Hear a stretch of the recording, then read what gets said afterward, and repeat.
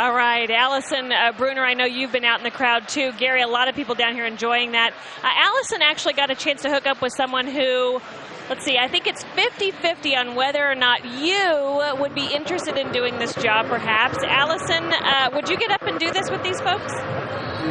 Well, I could say I crossed it off my bucket list, but that's enough. It's a job where you can literally get a bird's eye view from the Sprint Center. I got to tag along with a local window washer and learned how physically challenging this job can really be.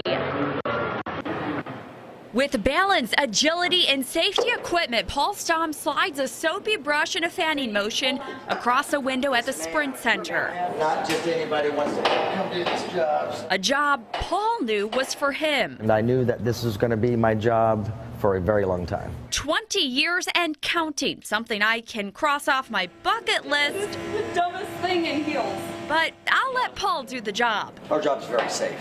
He's tethered by 2 ropes working 9 stories above the ground at the Sprint Center. You're hooked on twice, and to rappel, you simply lift that up.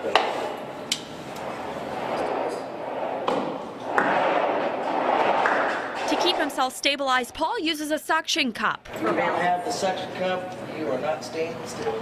However, Mother Nature will create a standstill. They don't work in lightning, rain, or strong winds. Then there's another issue. Birds will dive bomb. They don't like you in your area. That's our running joke, is we don't want to be on the 5 o'clock news. Overall, a job Paul has a passion for and finds enjoyable. We'll race down. We get a lot of pride out of doing a fantastic job on this building and making it shine. Something that takes about 2 weeks to come into full fruition here at the Sprint Center.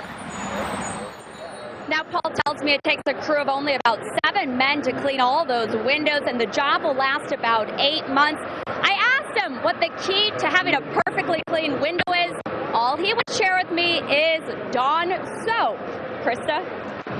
A chance to show off our city and our Sprint Center. Glad to know they're working hard, and we hope they don't get dive bombed by a bird and end up on the 5 o'clock news. Thank you, Alyson.